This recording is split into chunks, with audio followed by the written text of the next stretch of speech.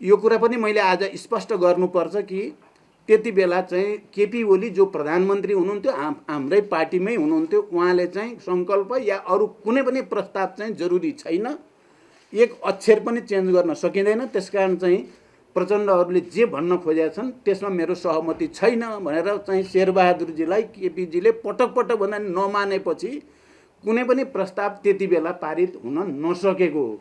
त्यो पत्र लेखेपछि त यति धेरै विवाद छताछु त्यो पत्र बाहिर आएपछि अब तपाईँहरूले थाहा पाउनु भएको छ। मलाई त मानौँ म त भिलेनै जस्तो डबल डिलर जस्तो के कति दिनसम्म त त्यही नै चाहिँ चलि नै राख्यो। बाहिर चाहिँ नबोल्नुहोस् भन्ने भएको थियो, तर उहाँ बाहिर जानुभयो, उहाँलाई लाग्छ अब यो भनेपछि चाहिँ सबै भयभरका कार्यकर्ता मैतिर केन्द्रित हुन्छन् भन्ठान्नु भयो होला, जनता जति हर्रै मैतिर आउँछन् भन्ठान्नु भएको होला, तर उहाँले चाहिँ त्यसो नगर्नु राम्रो हुन्थ्यो। होइन, उहाँ अर्को पक्षले नि गर्छ, गर्नै पर्छ त्यो कन्भेन्सन अनुसार, गरेन भने एमसिसी खारेज हुन्छ। हिजो अर्थमन्त्रीले बोलिसक्नु भयो नि।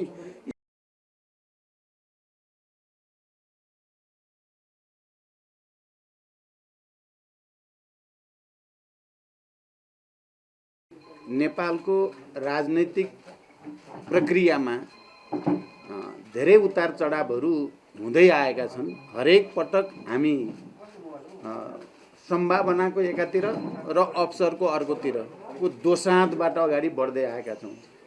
तपाईँ हामीले हेऱ्यो भने युद्धबाट शान्तिमा आउँदा, शान्ति सम्झौतामा हस्ताक्षर गर्दा, संविधान सभाको निर्वाचन गर्दा दुई पटक, अनि संविधान सभाबाट संविधान र निर्वाचन प्रक्रियातिर सिँगै राष्ट्रलाई लिएर जानुपर्ने ऐतिहासिक दायित्व पुरा गर्ने क्रममा पनि नेपालको राजनीतिमा के होला होला कि नहोला भने जस्तो जहिले पनि एउटा त्यस्तो स्थितिबाट हामी गुज्रेर आएका छौँ। तपाईहरुलाई पक्कै अझ बढी सम्झना छ, संविधान सभाबाट संविधान बन्ला कि नबन्ला। पहिलो संविधान सभा असफल भइसकेपछि दोस्रो संविधान सभाको निर्वाचन जो अपवादको रूपमा नेपालमा भयो। प्राय संविधान सभाको निर्वाचन एउटै देशमा एउटै कालखण्डमा दुईचोटि हुँदै हुँदैन। त्यति बेला पनि आम जनता र सबै नेपालीहरू कुनै न कुनै रूपमा बडो चाहिँ जटिल अवस्थाको सामना गरेकै हो। संविधान बनिसकेपछि चुनाव होला कि नहोला, चुनाव भइसकेपछि फेरि सिँगै राष्ट्र तराई मधेस पहाड हिमाल सबै नै निर्वाचन प्रक्रियामा सहभागी होला कि नहोला, यस्तैबाट गुज्रिँदै हामी आयौँ। र यही प्रक्रियामा गत सालदेखि फेरि संविधान माथि नै घात हुने हो कि लोकतन्त्र र लोकतान्त्रिक मान्यता र गणतन्त्र माथि नै घात हुने हो कि भन्ने एउटा बडो चाहिँ जटिल परिस्थितिबाट हामी सबै गुज्र्यौँ। तपाईहरुलाई थाहा छ, हामीले गैर संवैधानिक, असंवैधानिक र अलोकतान्त्रिक कदम भनेर त्यति बेला नेकपाकै सरकार हामी पनि थियौँ। उसको कदम र त्यो सरकारको कदमका विरुद्ध हामीले आन्दोलन गर्नुपर्ने, पार्टी भित्रै पनि सङ्घर्ष गर्नुपर्ने, पार्टी बाहिर पनि सङ्घर्ष गर्नुपर्ने स्थिति बन्यो। र एउटा ठुलो अपेक्षा सहित अब देशमा सायद राजनैतिक स्थिरता हुन्छ र विकासले एउटा नयाँ गति लिन्छ भन्ने जो अपेक्षाको साथ वाम गठबन्धनलाई झन्डै 2/3 बहुमत जनताले मत दिएको थियो, त्यो पनि असफल भएर अब फेरि के होला भने जस्तो स्थितिबाट हाम्रो समाज गुज्रिन गयो। धेरै ठुलो जनताको बल, बुद्धिजीवीहरू, पत्रकार, हामी सबै नेपालीहरूले असंवैधानिक र अलोकतान्त्रिक कदमका विरुद्ध त्यसलाई प्रतिगमन भनियो, प्रतिक्रान्तिका विरुद्ध आन्दोलन पनि भनियो र सबैको जोड बलले अन्तत प्रतिनिधि सभा फेरि विघटित भएको पनि पुनर्स्थापित भयो। अब त केही होला भनेको केही महिना नबित्दै फेरि विघटन भयो, फेरि के होला भन्ने जस्तो स्थितिबाट गुज्रियो र हामीले एउटा नयाँ राजनीतिक गठबन्धन बनाउने लेभलसम्म आयौँ। तपाईहरुलाई यो पनि थाहा छ, त्यो गठबन्धनको बनाउने बेलाको मुख्य मान्यता भनेको हामीले स्थापित गरेको यसले संविधानको रक्षा अनि लोकतान्त्रिक गणतन्त्रको रक्षा र राष्ट्रियताको रक्षा, यी तीनटा मूलभूत विषयमा ध्यान केन्द्रित गरेर नै हामीले गठबन्धन बनाएका थियौँ। र त्यो गठबन्धनलाई प्रतिनिधि सभाको बहुमत सदस्यहरूको समर्थन प्राप्त भयो। बहुमत सदस्यहरूको हस्ताक्षर सहित हामी राष्ट्रपति कहाँ पुग्यौँ। बहुमत सदस्यको हस्ताक्षर सहित हामी अदालत पनि जानुपर्ने स्थिति आयो। यो सबै प्रक्रिया पनि तपाईँ हामी सबैले अब के होला भने जस्तो भइ नै राख्ने, घटना के होला प्रति घटना के होला भने जस्तो अवस्थाबाट गुज्रिँदै हामी अगाडि बढ्यौँ र गठबन्धनको सरकार बनिसकेपछि हामीले साझा न्यूनतम कार्यक्रम बनायौँ र त्यो साझा न्यूनतम कार्यक्रम पनि सर्वसम्मतले बनायौँ। सरकार गठन भयो, कामहरू सुरु भयो। अब त चाहिँ स्थिरता लिने र अब फेरि एउटा नयाँ निर्वाचन प्रक्रियातिर गठबन्धन सरकारले नेतृत्व गर्छ होला भनिराखेको बेलामा फेरि यो एमसिसी प्रोजेक्टको विषयलाई लिएर निकै ठुलो विवाद, बहस, अन्यल चाहिँ आदि इत्यादि धेरै भए। त्यो धेरै मध्ये चाहिँ अब यो प्रक्रियामा चाहिँ सबभन्दा बढी चाहिँ माओवादी केन्द्र र त्यसको नेतृत्वको हैसियतले म माथि थुप्रै खालका टिप्पणीहरू पनि भए। त्यो तपाईँहरू सबैलाई थाहा छँदैछ।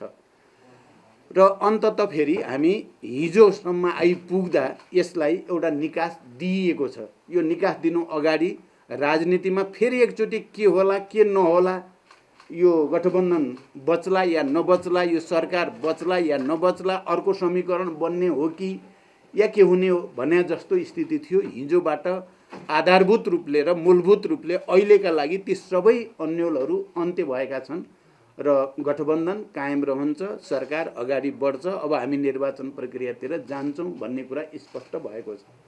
मैले यति संक्षिप्त झलक तपाईँहरूको अगाडि राखेँ। अब त्यसपछि म दोस्रो विषय के राख्न चाहन्छु भने एमसिसीको विषय। त्यसो त सुरुमा हाम्रै पार्टीको नेतृत्वको सरकार भएको बेलामा नै यो एमसिसी प्रोजेक्टबारे छलफल बहस सुरु भएको हो र त्यसपछि विभिन्न सरकारहरू हुँदै चाहिँ जाने क्रममा पछिल्लोचोटि खास गरी नेकपाकै सरकार भएको बेलामा चाहिँ यो विषय विवादित हुन पुग्यो। पहिला त हामी सबै खुसी थियौँ, ल अमेरिकी सरकारले एमसिसी मार्फत नेपाललाई अनुदान रकम झन्डै 55 अरब दिने भन्ने कुराले कसलाई खुसी लाग्दैन, सबैलाई खुसी लाग्ने नै कुरा भयो। हाम्रो पूर्वाधार विकासको निम्ति, ट्रान्समिसनको निम्ति अनुदानको रूपमा त्यत्रो पैसा आउँछ भनेपछि कसैको पनि विमति पनि थिएन, विवाद पनि थिएन। यो त राम्रो कुरा भयो भन्ने नै थियो। तर नेकपाको सरकार भएपछि यो विवादमा त्यति बेला अलि गम्भीर ढङ्गले आयो जति बेला यो सम्झौता एमसिसी प्रोजेक्टलाई आइपिएसको अङ्ग भनेर भनियो। स्वयं अमेरिकाका केही मन्त्रीहरूले स्टेट डिपार्टमेन्टका केही डकुमेन्टहरूमा त्यो कुरा आइसकेपछि एक त, दोस्रो नेपालका तत्कालीन परराष्ट्र मन्त्री प्रदीप गेवाली चाहिँ 25 वर्षपछि नेपालको तर्फबाट अमेरिकाको औपचारिक भ्रमण गर्ने पहिलो परराष्ट्र मन्त्री हुनुहुन्थ्यो। उहाँ गएपछि चाहिँ नेपाल पनि आइपिएसकै सदस्य भयो भन्ने खालको समाचार बाहिर आयो र त्यसपछि यो विषय अझ बढी विवादमा तानियो, बहसतिर तानियो। त्यसपछि पहिला ओरिजिनल यो सहमति हुँदा यसलाई पार्लियामेन्टबाट रेटिफिकेसन गर्नुपर्ने, अनुमोदन गर्नुपर्ने भन्ने केही पनि प्रावधान थिएन। 2019 मा गएर चाहिँ नेपाल कम्युनिस्ट पार्टीकै सरकार भएको बेलामा रेटिफिकेसन गर्ने भन्ने भएपछि र यसलाई कानुनी हैसियत दिने भनेपछि र त्यसपछि यो अझ बढी विवादित हुन पुग्यो र बहस अगाडि बढ्यो। पत्रकार साथीहरू, मलाई अब यो मेरो लागि खुसीको कुरा पनि छ र बडो चाहिँ अप्ठ्यारो कुरा पनि हो। नेपाल कम्युनिस्ट पार्टी नेकपाको त्यति बेलाको पार्टीमा कार्यकारी अध्यक्षको हैसियतले केन्द्रीय समितिको बैठकको मैले एक्लैले अध्यक्षता गरेको एक मात्र बैठक थियो, चाहिँ केन्द्रीय समितिको बैठक। तपाईँहरूलाई थाहा छ, राष्ट्रिय सभागृहमा त्यो बैठक सञ्चालित थियो र त्यो बैठकमा यो एमसिसीको विषयमा हाम्रो काफी बहस भयो। पार्टी केन्द्रीय कमिटीमा केपी ओली समेत भएको केन्द्रीय कमिटीमा भयो र मेरै अध्यक्षतामा मैले यसको अझ गम्भीर अध्ययन गरेर मात्रै यसको बारेमा निचोडमा पाउनु उचित हुन्छ। यद्यपि केन्द्रीय कमिटीको अत्यधिक बहुमत एमसिसी विवादित छ, यसलाई केही यथास्थितिमा पारित गर्न सकिँदैन भन्ने मत त धेरैको थियो। तर मैले यसलाई अझ गम्भीर अध्ययन गरेर मात्रै निचोडमा पुग्न उचित हुन्छ भनेर कमरेड झलनाथ खनालको नेतृत्वमा अनि भीम रावल र प्रदीप गेवाली समेतको चाहिँ कार्यदल बनेको कुरा पनि तपाईँहरूलाई थाहा छ। म यसकारण मैले यसलाई अलि बढी जोड दिन्छु कि मेरै अध्यक्षतामा बसेको केन्द्रीय कमिटीको बैठकले यो बारेमा पार्टीमा बहस गरायो र यसको बारेमा समुचित निष्कर्षमा पुग्नको लागि भनेर कार्यदल बन्यो र कार्यदलले आफ्नो ढङ्गले अध्ययन गरेर जो निचोड दियो त्यो निचोड यो एमसिसी प्रोजेक्टलाई खारेज गर्ने भन्ने त थिएन, होइन, तपाईँहरूले थाहा पाइसक्नु भएकै होला। तर यसमा केही विषयहरू चाहिँ अलिक गम्भीर प्रकृतिका छन्। त्यसकारण यो आइपिएससँग सम्बन्धित कुरा, नेपालको संविधान र एमसिसी कानुनसँग सम्बन्धित कुरा, नेपालको जमिन र अन्य चाहिँ प्राकृतिक साधन स्रोतको स्वामित्वसँग सम्बन्धित कुरा, अनि त्यसमा काम गर्ने अफिसियलसँग सम्बन्धित कुरा, यी केही चाहिँ यस्ता विषय छन् जुन विषयमा चाहिँ परिमार्जन या संशोधन नगरिकन चाहिँ पास गरियो भने यो नेपालको राष्ट्रिय हितमाथि चाहिँ आघात हुन्छ भन्ने सुझाव सहितको प्रतिवेदन त्यो दिएपछि चाहिँ विवाद नयाँ चरणमा प्रवेश गर्यो। त्यति बेला नेकपा भित्रै पनि हामी सचिवालयमा भएका, केन्द्रीय कमिटीमा भएका अत्यधिक बहुमत यसलाई परिमार्जन र संशोधन नगरी पारित गर्न हुँदैन भन्नेमा पर्यौं। प्रधानमन्त्री केपी ओली चाहिँ फेरि एज इट इज नै पारित गर्नुपर्छ भन्नेमा पर्नुभयो। उहाँ धेरै ठुलो अल्पमतमा हुनुहुन्थ्यो त्यति बेला। 7 जनाको चाहिँ 9 जनाको सचिवालय थियो त्यति बेला नेतृत्वको टिम, त्यसमध्ये 7 जना चाहिँ यसलाई परिमार्जन र संशोधन गरेर मात्रै पारित गर्नुपर्छ भन्नेमा थियौँ हामी। केपीजी र अर्को एकजना मात्रै, अहिले म नाम लिन चाहन्न, उहाँहरू चाहिँ होइन जसरी पनि पारित गर्नुपर्छ भन्ने थियो। र यो बहस नेकपा भित्र पनि चल्यो, बाहिर समाजमा नै चल्यो, राजनीतिक दलहरूमा चल्यो, सबैतिर चलिरहेको बेलामा पहिलोचोटि मैले नै के एउटा कुनै प्रस्ताव हाम्रो पार्लियामेन्टबाट पारित गरेर सङ्कल्प भनौँ या अर्को कुनै नाम दिएको प्रस्ताव चाहिँ पारित गर्यो भने चाहिँ त्यसपछि एमसिसी प्रोजेक्टलाई अगाडि बढाउन सहज हुन्छ कि भनेर पहिला विचार राखेको मैले हो। पत्रकार साथीहरू, तपाईँहरूलाई स्पष्ट होस् र आम जनतालाई पनि म प्रश्न गर्न चाहन्छु, मैले कुनै न कुनै प्रस्ताव पार्लियामेन्टबाट पारित गरेर यसलाई परिमार्जन भनौँ या यसलाई स्पष्ट पार्ने गरी जान सकियो भने समस्या समाधान हुन्छ कि भने। तर त्यति बेला अहिलेका प्रधानमन्त्री शेरबहादुर देउबा प्रतिपक्षको नेता हुनुहुन्थ्यो, उहाँले चाहिँ यसलाई चाहिँ पारित गर्दा राम्रो हुन्छ भन्दाखेरि मैले कुनै प्रस्ताव पार्लियामेन्टबाट पारित गरेपछि चाहिँ त्यसले सहज हुन्छ कि भन्ने कुरा मैले गर्दा ल ठिक छ भनेर उहाँ सहमत हुनुभएको थियो। उहाँ प्रतिपक्षको नेता हुनुहुन्थ्यो। मैले त्यो कुरा राख्दा उहाँले ठिक छ ल सङ्कल्प भनौँ या अर्को केही भनौँ, एउटा प्रस्ताव पार्लियामेन्टबाट पारित गरौँ र एमसिसीलाई त्यसैसँगै एकैचोटि पारित गरौँ भन्ने कुरा त्यति बेला भयो। यो कुरा पनि मैले आज स्पष्ट गर्नुपर्छ कि त्यति बेला चाहिँ केपी ओली जो प्रधानमन्त्री हुनुहुन्थ्यो, हाम्रै पार्टीमै हुनुहुन्थ्यो, उहाँले चाहिँ सङ्कल्प या अरू कुनै पनि प्रस्ताव चाहिँ जरुरी छैन, एक अक्षर पनि चेन्ज गर्न सकिँदैन, त्यसकारण चाहिँ प्रचण्डहरूले जे भन्न खोजेका छन् त्यसमा मेरो सहमति छैन भनेर चाहिँ शेरबहादुरजीलाई केपीजीले पटक पटक भन्दा नमानेपछि कुनै पनि प्रस्ताव त्यति बेला पारित हुन नसकेको हो। यो कुरा सायद बाहिर अहिलेसम्म आएको छैन। आज म तपाईँहरूलाई प्रश्नसँग भन्न चाहन्छु, कुरा त्यहाँसम्म पुगेको थियो। तर त्यसपछि त प्रतिनिधि सभा विघटन भयो, के भयो, मैले अघि चाहिँ संक्षिप्तमा चाहिँ पृष्ठभूमि राखि नै हालेँ।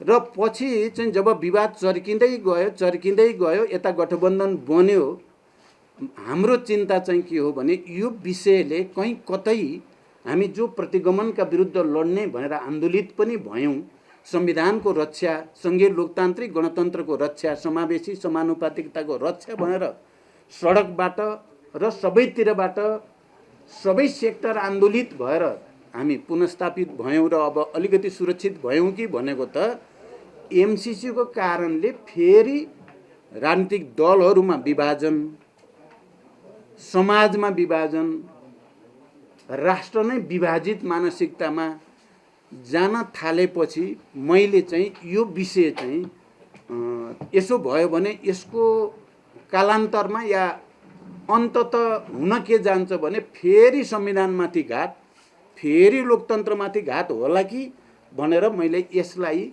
कुनै तरिकाको कुनै उपाय खोज्न सकिन्छ कि भन्ने सन्दर्भमा अलिकति ढिलो लैजाउँ, छलफल गरौँ। त्यसकारण तपाईँहरूले ध्यान दिनुभएकै होला। मैले पटक पटक राष्ट्रिय सहमति हुन उचित हुन्छ, यस्तो राष्ट्रिय महत्त्वको संवेदनशील विषय, जनतामा यति धेरै विवाद बहस भइरहेको विषयमा राष्ट्रिय सहमति गर्न उचित हुन्छ भनेर मैले नै प्रस्ताव राखेको हो र प्रधानमन्त्रीजी त्यसमा सहमत पनि हुनुहुन्थ्यो। गठबन्धनमा त्यसमा सहमति पनि भयो र पटक पटक बालुवाटारमा सर्वदलीय बैठक बोलाइयो पनि, प्रधानमन्त्रीजीले बोलाउनु भयो पनि, तर प्रतिपक्ष नआइदिँदा चाहिँ त्यो फेरि अगाडि जान सकेन र मैले नै फेरि प्रधानमन्त्रीजीलाई बालकोट गएर भए पनि केपीजीसँग कुरा गर्न पर्यो र यसमा त उहाँको विमति हुने कुरा होइन हिजोदेखि।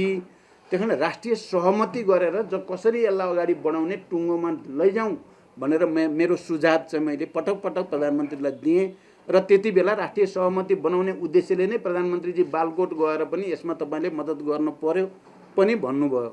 तर चाहिँ नेकपा एमाले केपीजीले अर्कै इस्यु जो लिएर चाहिँ सदन अवरोध गर्नु भएको छ, त्यही नै सभामुख हटाउनु पर्ने, 14 जना सांसद गैर सांसदलाई सांसद हुन आदि इत्यादि तपाईँहरूले बुझिराख्नु भएकै छ। त्यही कुरा भन्नुभयो भन्ने भयो र त्यो सम्भव भएन।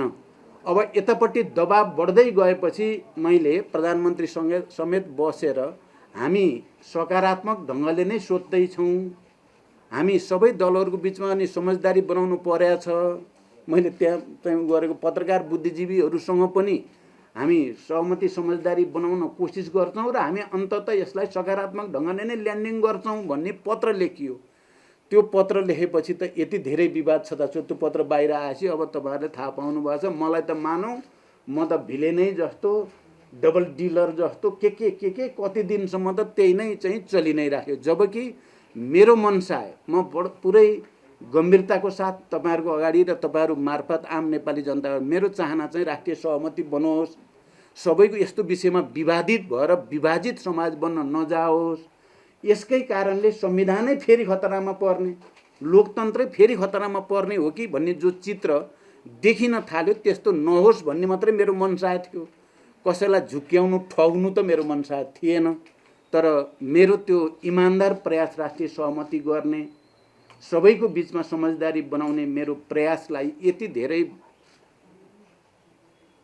के भन्ने त्यसलाई विद्रूपीकरण गरियो भनौँ, यति धेरै भल्गराइज भयो कि मानव प्रचण्ड भन्ने मान्छे त के हो भने जस्तो गरिकन प्रचार भयो। जबकि त्यो त्यस्तो थिएन, कहीँ न कहीँ राष्ट्रिय सहमति बनाउने भन्ने नै थियो।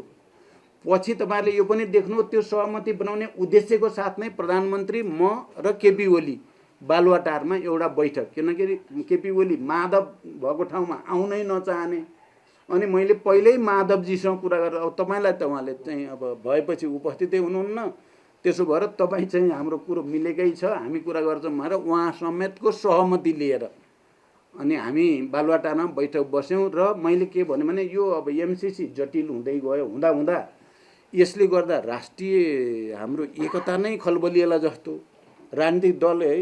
मैले भन्दाखेरि चाहिँ वास्तवमा विस्तृत शान्ति सम्झौता पछि नेपालमा एउटा नयाँ खालको राजनीतिक एकता बनेकै हो, नयाँ राष्ट्रिय एकता पनि बनेको हो।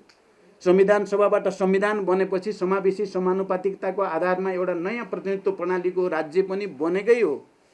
अब यो एमसिसीकै कारणले नै यो भत्किने हो कि भन्ने चिन्ताले मैले त्यो दिन राखेको थिएँ 3 जना नेताको अगाडि, 2 जना भनौँ। मैले भने कि तपाईँहरू दुवै पक्षको पहिले नै विदाउट रिजर्भेसन यो एमसिसी पास गर्ने, बिना शर्त पास गर्ने भन्ने हो। तपाईँहरू 2 जना मिलेर पास गर्नुभयो भने हामी अलिकति विमतिवाला पर्यौँ, बिना परिमार्जन बिना संशोधन हुँदैन भन्नेवाला हामी पर्यौँ।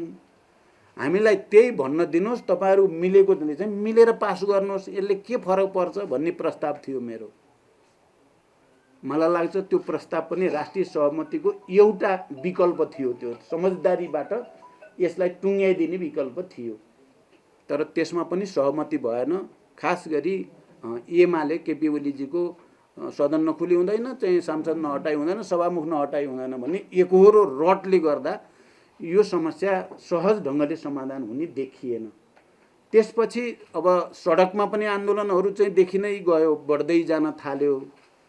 विवाद पार्टीहरूभित्र पनि विवाद बढ्दै जान थाल्यो र अन्तिमतिर आउँदा मैले अब यसलाई टुङ्ग्याउनतिर लाग्दैछु। अन्तिमतिर आउँदा मेरो चाहिँ दिमागमा त के हुने भयो, मैले के चित्र देख्न थालेँ भने यो विषयलाई हामीले ठिक ढङ्गले ह्यान्डल गरिएन भने शान्ति सम्झौता पनि दुर्घटनामा पर्ने चित्र देखेँ मैले। धेरै ठुलो कुरा हो यो। शान्ति सम्झौताका बाँकी काम जो पुरा गर्नु छ हामीले, त्यो नै दुर्घटनामा पर्ने खतरा, संविधान त डिरेल हुने खतरा। यो सरकार जाने अर्को सरकार आउने मात्रै हुने देखिएन। यो गठबन्धन टुट्यो भने सरकार एउटा थियो अर्को आयो मात्रै हुने देखिएन। धेरै चिज उल्टिने खतरा देखियो।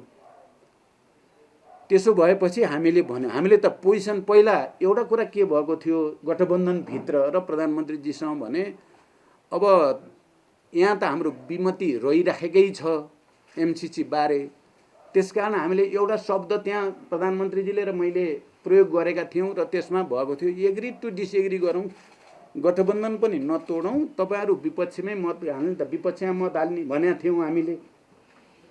तपाईँहरू विपक्षमै हाल्नुहोस्, हामी पक्षमा हाल्छौँ, जिते जिते ठिकै छ, हारे पनि ठिकै छ, गठबन्धन चाहिँ नतोड्ने भन्ने एउटा जेन्टलम्यान एग्रिमेन्ट जस्तो भयो। शब्द प्रयोग गर्यो एग्री टु डिसएग्री, असहमत हुन सहमत हुने भन्ने गरेर उठियो।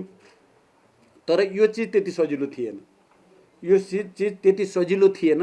एक दुई दिन त हामीले त्यसलाई प्र्याक्टिस गर्न सकिन्छ कि भनेर कोसिस गरियो, तर त्यस्तो भएन। बरु अब फेरि त्यो कता अगाडि बढ्यो भने गठबन्धन तोड्ने, अर्को समीकरण बनाउने, सरकार बदल्ने आदि इत्यादितिर चाहिँ अगाडि बढ्न थाल्यो।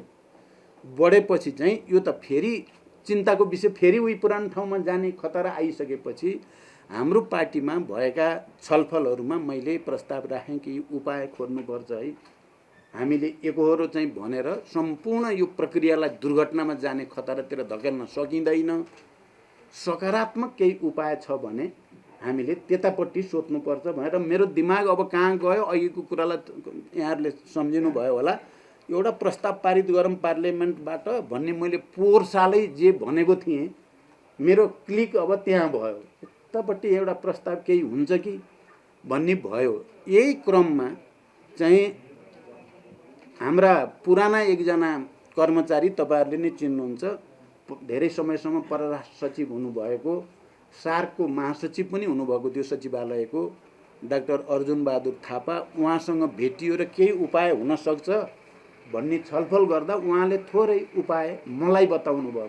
त्यति बेला म, झलनाथ खनाल र नारायण काजी सँगै थियौँ र हामी सँगै बसेर उहाँको कुरो सुन्दै जाँदा थोरै इन्लाइटन जस्तो हुन्छ नि, यहाँनिर रहेछ है चाहिँ बाटो छिर्ने बाटो।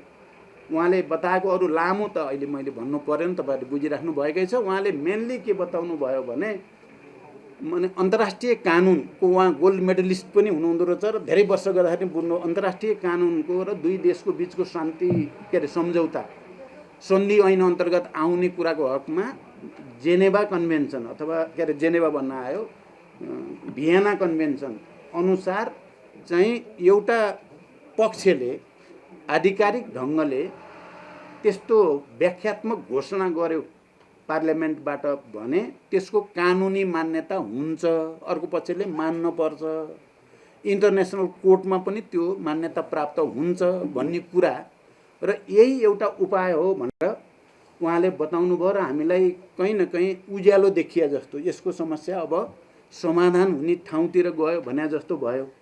लगत्तै पछि हाम्रो फेरि लेफ्ट बुद्धिजीवीहरू, कानुनविदहरूसँग पनि कुरा भयो, खास गरी गोविन्द बन्दी यो सम्बन्धी इन्टरनेसनल ल सम्बन्धी उहाँको पनि अलि राम्रै दखल छ। उहाँले पनि यो चाहिँ बाटो छ, भियना अभिसन्धि अनुसार यसो गर्न सकिन्छ भनेर उहाँले अनि अलि विस्तारपूर्वक पनि बताउनु भयो, त्यहाँ पनि देखियो। त्यही क्रममा गगन थापाहरू पनि यो विषयमा लागिराखेको पनि थाहा पाइयो र त्यहाँ पनि कुरा गरियो। गरेपछि यसलाई बिना शर्त जस्ताको तस्तै यथास्थितिमा सम्झौता अनुमोदन गर्नु नपर्ने एउटा घोषणासहित गर्दा त्यसले कानुनी मान्यता प्राप्त गर्ने रहेछ। यो महाकालीमा गरे जस्तो सङ्कल्प हुने रहेनछ। यहाँ कतिले महाकाली जस्तै हो यो, केही नै होइन भन्ने छन्, त्यो होइन रहेछ भन्ने भएर या मलाई एकजना चाहिँ विद्वान चाहिँ कानुन व्यवसायी भनौँ या चाहिँ अधिवक्ताले मलाई एउटा चिठी दिनुभयो र यसले मेरो लागि चाहिँ निकै ठुलो मनोबल यसले दियो मलाई। यो तपाईहरुले चिन्नु पनि हुन्छ, के अरे डाक्टर सूर्य प्रसाद सुवेदी भन्ने जो लन्डनमा बस्नुहुन्छ र ख्यातिप्राप्त अन्तर्राष्ट्रिय लयरको रूपमा हुनुहुन्छ। उहाँ इन्टरनेसनल लकै उहाँ चाहिँ एउटा विद्वान हो, चाहिँ स्थापित व्यक्तित्व हो जसलाई विश्वका विभिन्न देशले बोलाउँछन् उहाँलाई। एउटा नेपालीको छोरा भए पनि उहाँ ख्यातिप्राप्त हुनुहुन्छ। उहाँले मलाई सुझावको रूपमा मेरै नाममा चिठी लेख्नु भएको छ, यो कन्फिडेन्सियल भनेर। यो चिठी छ तपाईको 4 पेजको। यो 4 पेजको चिठीले चाहिँ पुरै कन्फिडेन्स दिन्छ कि यो एमसीसीलाई यथास्थितिमा पारित नगर्ने कानुनी अन्तर्राष्ट्रिय रूपले मान्यता प्राप्त कानुनी बाटो छ्याङ्ग पार्नु भएको छ उहाँले। यो छ, यसो गर्यो भने चाहिँ मतलब अर्को पक्षले पनि मान्न पर्छ, एक्सेप्ट गर्नुपर्ने हुन्छ। गरेन भने स्वतः खारेज हुने ठाउँमा पुग्छ, त्यो प्रोजेक्टै खारेज हुने ठाउँमा पुग्छ भन्ने कुरालाई उहाँले कानुनी रूपले, यो पोलिटिकल भन्दा नि कानुनी रूपले त्यो कुरा क्लियर गरेपछि अनि मेरो चाहिँ कम्तीमा पनि मैले जसले परोदेखि अलिअलि उपाय केही छ कि पार्लियामेन्टबाट प्रस्ताव पास गरेर भन्नेवाला परेमा पहिलो। अहिले रामचन्द्र पौडेलले हिजो पनि भन्नुभयो हाम्रो गठबन्धनको बैठकमा, तपाईले हो नि यो सुरु गरे त भन्नुभयो। हो त म त राष्ट्रिय सहमति बनाउने कसरी होला भन्ने चिन्ता हो, सबै चिज उल्टिने हो कि भन्ने चिन्ताले हो भने मैले। र यो भएपछि हाम्रो पार्टीको चाहिँ लिडरसिपका चाहिँ सिनियर लिडरहरूको बैठकमा मैले यी सबै तर्कको आधारमा अब दायाँ बायाँ गर्न हुँदैन, देशलाई दुर्घटनामा जान दिन हुँदैन। अब हामीले एउटा इन्टरप्रिटेटिभ चाहिँ डिक्लेरेसन अथवा व्याख्यात्मक घोषणा सहित एमसीसीमा जोडेर एकैचोटि पारित गरियो भने त्यो त्यसको अङ्ग बन्छ। त्यही बिचमा फेरि केही साथीहरूले अमेरिकन दूतावासमा गएर कुरा पनि गर्नुभयो, यो एक्सेप्ट हुन सक्छ भन्ने सङ्केत पनि आयो।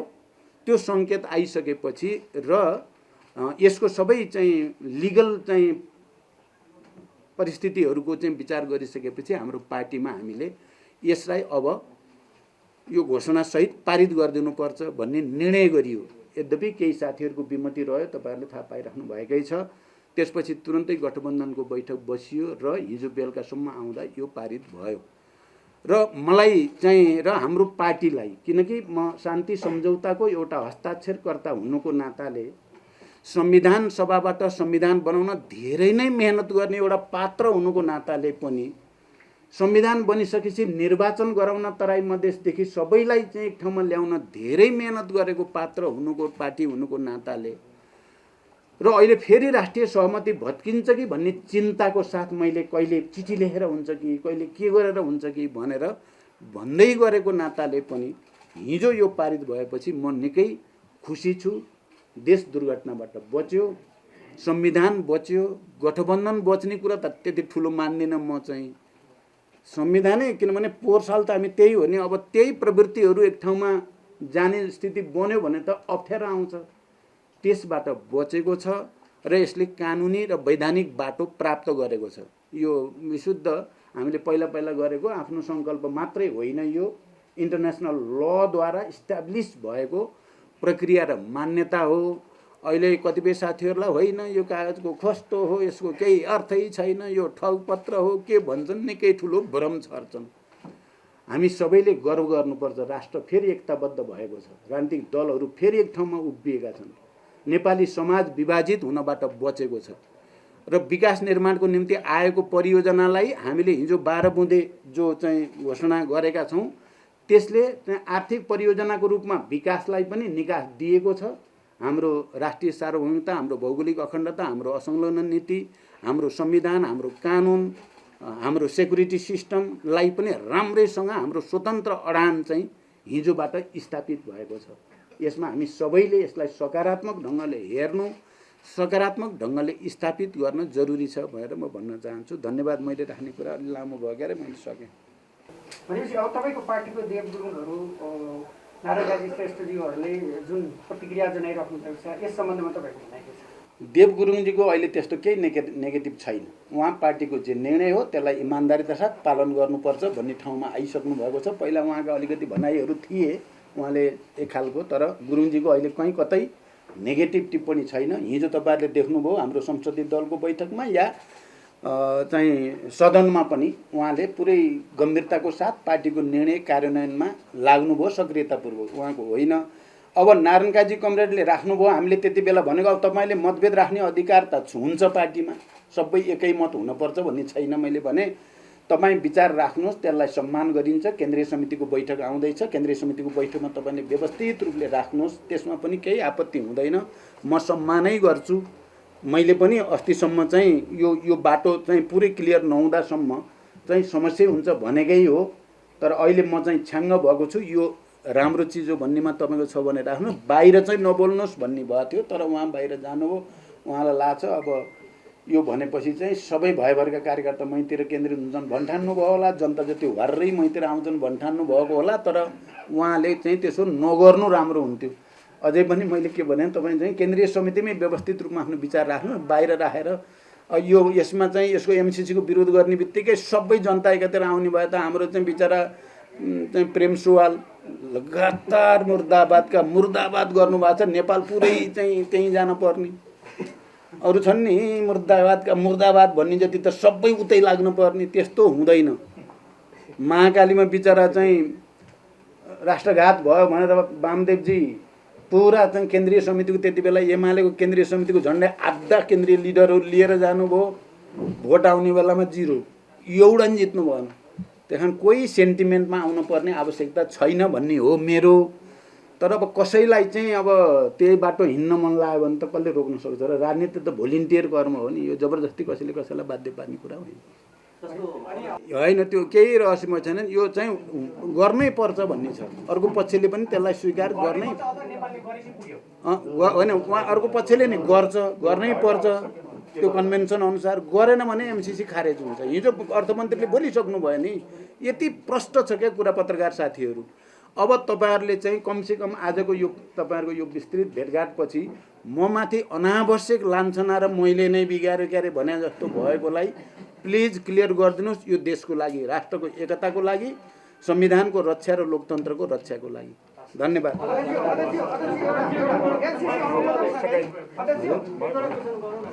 एमसिसी अनुमोदनसँगै विप्लव समूहको फरक धार निस्किरहेको छ।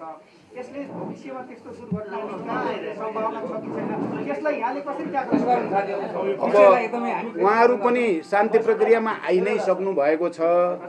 उहाँहरूसँग भएका हिजो केपी ओलीजीले गरेका सम्झौता अनुसार उहाँहरूलाई चाहिँ उन्मुक्ति दिने सबै कुरा गर्नुपर्छ। उहाँले आफ्नो मत राखे पनि शान्तिपूर्ण र वैधानिक ढङ्गले नै जाने कुरा भएको हुनाले समस्या हुँदैन भन्ने लाग्छ। हस् त ल है त,